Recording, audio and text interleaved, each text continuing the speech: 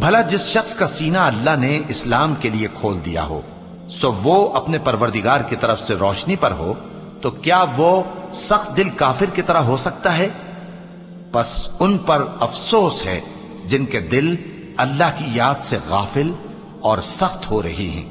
اور یہی لوگ سراسر گمراہی میں ہیں۔ اللہ نے نہایت اچھی باتیں نازل فرمائی ہیں، یعنی کتاب جس کی آیتیں باہم ملتی جلتی ہیں اور دہرائی جاتی ہیں۔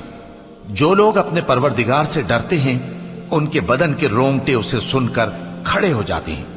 پھر ان کی کھالیں نرم ہو جاتی ہیں اور دل بھی نرم ہو کر اللہ کی یاد کی طرف متوجہ ہو جاتی ہیں۔ یہی اللہ کی ہدایت ہے، وہ اس سے جس کو چاہتا ہے ہدایت دیتا ہے،